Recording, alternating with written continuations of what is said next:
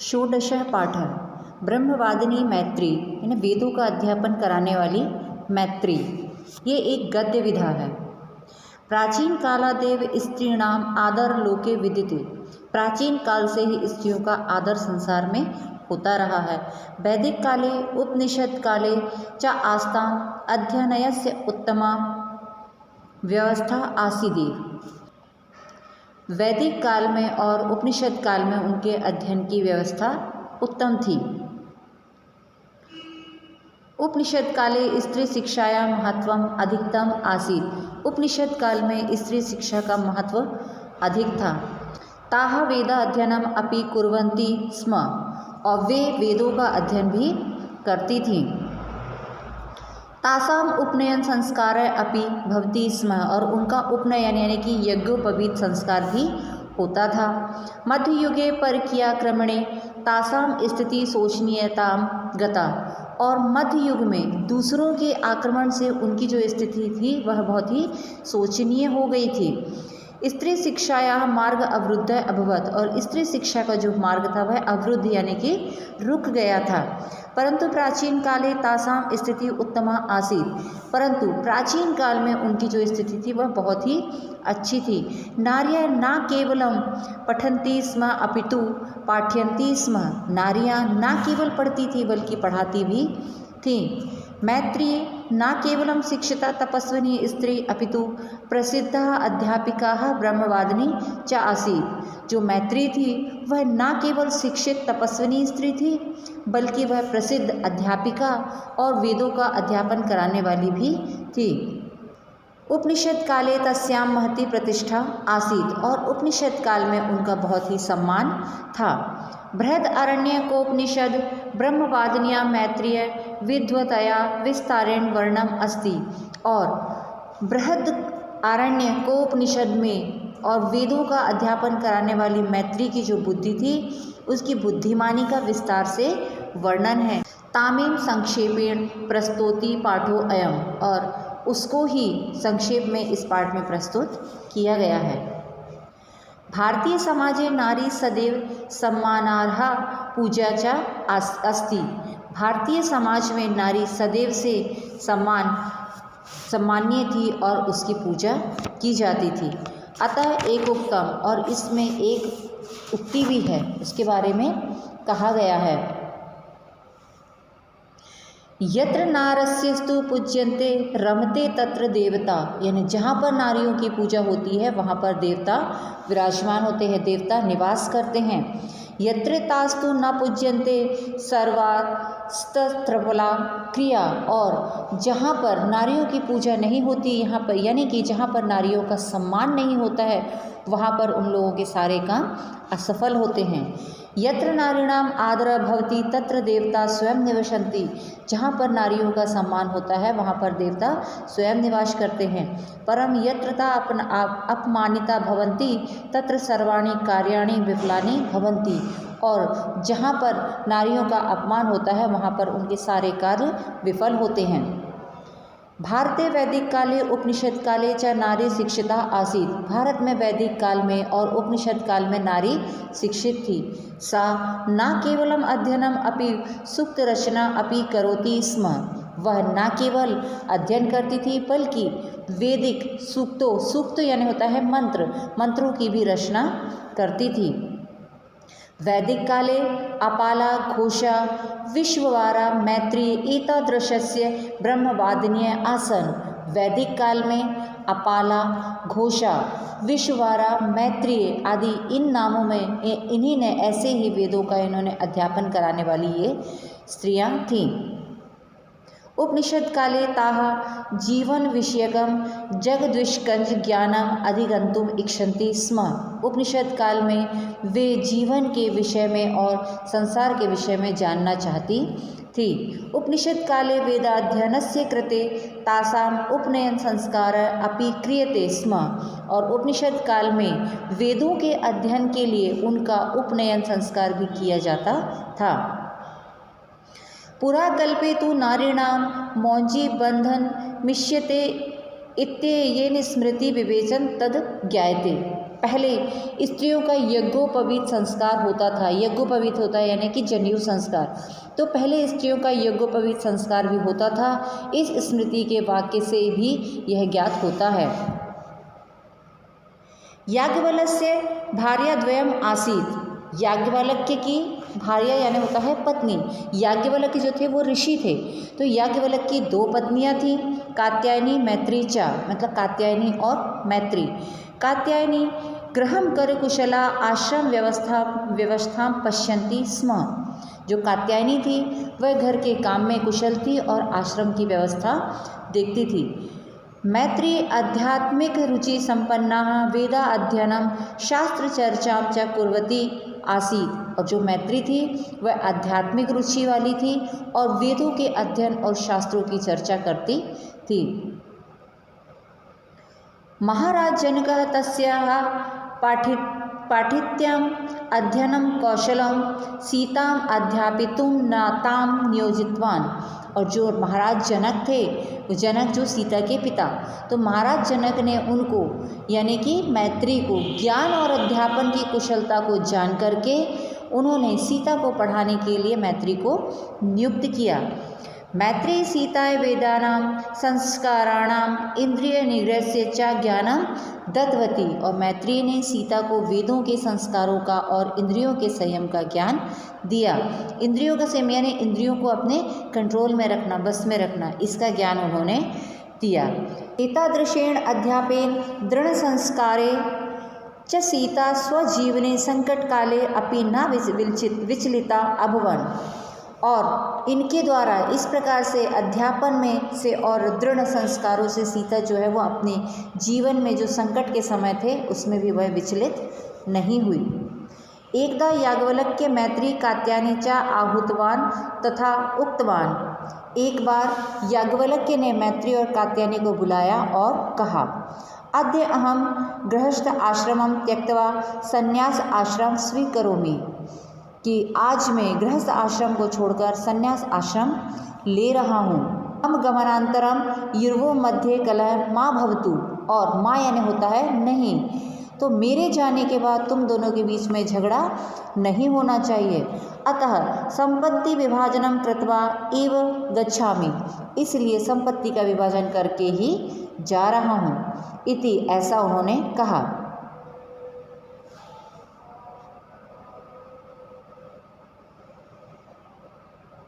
पत्युः निर्णय श्रुत्वा मैत्री चिंतामग्ना अभवन। और उनके पति के निर्णय को सुनकर जो मैत्री थी वह चिंतित हो गई यानी सोच में पड़ गई। यदि मम सर्वाधारः पति संन्यासं स्वीकरोति तर्हि एतेन नश्वरेण धनेन किम। कि यदि मेरे संपूर्ण जो आधार हैं, जो पति हैं, वह संन्यास ले रहे हैं तो इस नश्वर धन से क्या होगा। इति विचिन्त्य सा उक्तवती। और ऐसा सोचकर उसने कहा, भगवान अनेन ऐश्वर्येण युक्ता पृथ्वीं प्राप्य अहम अमृता भविष्यामि व। कहा, हे भगवान, ऐसा ऐश्वर्य से युक्त पृथ्वी को प्राप्त करके मैं जन्म मृत्यु के बंधन से रहित यानी अमर हो जाऊंगी क्या। नहीं। धनेन धनिकः मनुष्यः यथा जीवनम सुखिनेव यापयन्ति तथैव भवत्याः अपि जीवनम सुखमय भवेत्। तब उनके पति ने कहा कि नहीं, धन से धनी मनुष्य जिस प्रकार जीवन सुख से बिताता है उसी प्रकार आपका भी जीवन सुखमय हो जाएगा। परम एतेन धनेन अमृतम न प्राप्तेन। परंतु इस धन से अमरता प्राप्त नहीं होगी। इति याज्ञवल्क्यः उक्तवान। ऐसा याज्ञवल्क्य ने कहा। तत्श्रुत्वा मैत्री अवदत्। तब मैत्री ने यह सुनकर के मैत्री ने कहा, यदि वित्तेन न अहम अमृता भविष्यामि तर्हि धनम स्वीकृतम किम करोति। यदि धन से मैं अमर नहीं होंगी तो मैं धन को लेकर के क्या करूंगी। यत् अमृतवस्य साधनम अस्ति तत् वदतु भवान। और जो अमरता का साधन है वह आप मुझे बताइए। ऐसा सुनकर मैत्री ने कहा, यदि वित्ते न अहम अमृता भविष्यामि तर्हि धनम सुकृतम किम करोति, कि इस धन से, जिस धन से अमरता प्राप्त नहीं हो सकती, यानी जिस धन को से मैं अमर नहीं हो सकती हूँ, उस धन को लेकर मैं क्या करूँगी। यत् अमृतस्य साधनम अस्ति तत् वदतु भवान, और जो अमरता का साधन है वह आप मुझे बताएं। स्वपत्न्या ब्रह्म जिज्ञासा ज्ञात्वा याज्ञवल्क्य आत्मनिरूपणम आरब्धवान, और अपनी पत्नी की ब्रह्म यानी परमात्मा को जानने की जो इच्छा हो, यह जान करके याज्ञवल्क्य ने आत्मा का आत्मदर्शन यानी अपने आत्मा का निरूपण करना, अपने आत्मदर्शन करना आरंभ कर दिया। मैत्री यानी उन्होंने फिर कहा, मैत्री, हे मैत्री, पत्नियां कृते पति प्रिय भवति, जो पत्नी है पत्नी के लिए पति प्रिय होता है। पुत्र प्रिय भवति, और पुत्र प्रिय होता है। परम सा पुत्रस्य कृते पतियु कृते व प्रिया न भवति, परंतु वह जो पुत्र के लिए है या जो पति के लिए है वह उसके लिए प्रिय नहीं होता। मतलब पत्नी के लिए पति और पुत्र ये दोनों प्रिय तो होते हैं, लेकिन पति को जो प्रिय हो यानी पति को जो अच्छा लगे वह पत्नी को प्रिय नहीं होता, या फिर पुत्र को जो अच्छा लगे वह भी माता के लिए प्रिय नहीं होता है। तथैव धनम प्रियम भवति देवता प्रिया भवति, बल्कि स्वयं के लिए जो प्रिय हो परंतु वह पुत्र के लिए या पति के लिए प्रिय नहीं होती है। अपितु आत्मनः कृते प्रिया भवति, परंतु वह उसके स्वयं के लिए प्रिय होता है। तथैव धनम प्रिय भवति देवता प्रिया भवन्ति, वैसे ही धन प्रिय होता है और देवता भी प्रिय होते हैं। परम सर्वम आत्मनः कृते एव, परंतु सब स्वयं के लिए ही होता है, मतलब जो भी हम करते हैं वह खुद के स्वयं के लिए ही करते हैं। यस्मिन् आत्मन वयम स्नेहायम स एव एकः एव, और जिस आत्मा पर हम प्रेम करते हैं वह एक ही है। अयम ब्राह्मण अयम क्षत्रिय इति एतेषां शरीराणि भिन्नानि, परंतु तेषु शरीरेषु सर्वेषु आत्मा एव एकः एव, परंतु जैसे वह ब्राह्मण है वह क्षत्रिय है, ऐसे इनके शरीर जो है वो शरीर अलग अलग होते हैं, परंतु उन सभी के शरीरों में आत्मा एक ही होती है। यह सर्वाणि भूतानि आत्मनः भिन्नानि पश्यन्ति सह मुक्ति प्राप्तुं न शक्नोति, और जो सभी प्राणियों को स्वयं से अलग देखता है वह मुक्ति को नहीं पा सकता। सर्वेषु शरीरेषु एकः एव आत्मा इति यह जानति सह मुक्ति प्राप्नोति, और सभी शरीरों में एक ही आत्मा है ऐसा जो जानता है वह मुक्ति पाता है। अयम आत्मा एव अखिलस्य विश्वस्य आधारः इति, और यह आत्मा ही जो है वह संपूर्ण विश्व का आधार है। कथम इति तब मैत्रेय अपृच्छत, और ऐसा कैसे, उसने यह याज्ञवल्क्य ने जो है वह याज्ञवल्क्य से मैत्री ने पूछा। याज्ञवल्क्य उदाहरणेन स्पष्टम कृत्वा, याज्ञवल्क्य ने उदाहरण के द्वारा स्पष्ट किया। यथा सर्वस्य जलस्य समुद्र एव आधार, जैसे सभी जलों का आधार जो है वह समुद्र है, मतलब नदी हो नाले हो कुछ भी हो ये सभी जो जाके किसमें समुद्र में मिलते हैं, तो सभी जल का जो आधार है वह समुद्र है। समुद्रात् निर्मितम जलम पुनः समुद्र में एव विलीनः भवति, समुद्र से जैसे समुद्र से बना जल फिर से समुद्र में ही विलीन हो जाता है, यानी समुद्र में मिल जाता है, क्योंकि समुद्र का जो जल है वो वाष्पीकृत होकर के बादल बनता है, बादल बन के फिर वो बरसते हैं, और बरसने के बाद वो जगह जगह जहाँ गिरते हैं नदी में नाले में मिलते हैं और वापस फिर जाके वो समुद्र में मिल जाते हैं। तो जिस प्रकार जल का आधार समुद्र है, समुद्र से ही बनता है और पुनः समुद्र में ही विलीन हो जाता है। तथैव ब्रह्मा तत्वान् निर्मितम विश्वम तत्रे विलीनः भवति। वैसे ही जो ब्रह्म तत्व से निर्मित जो विश्व है उसी में विलीन हो जाता है। मतलब जो ये है, जो जीव है, जंतु है, जो प्राणी है, ये सब ईश्वर के द्वारा बने होते हैं और अंत में ईश्वर में ही विलीन हो जाते हैं। इदम ब्रह्म तत्वम संपूर्ण विश्व व्याप्तम अस्ति। और यह जो ब्रह्म तत्व है ये संपूर्ण विश्व में व्याप्त है। यथा शर्करा जले सर्वत्र समान रूपेण व्याप्ता भवति तथैव आत्मा अपि अंतर्वारे व्याप्तः। जैसे शक्कर यानी कि चीनी पानी में सब जगह समान रूप से मिल जाती है, वैसे ही आत्मा भी अंदर और बाहर अर्थात शरीर और संसार में व्याप्त होती है।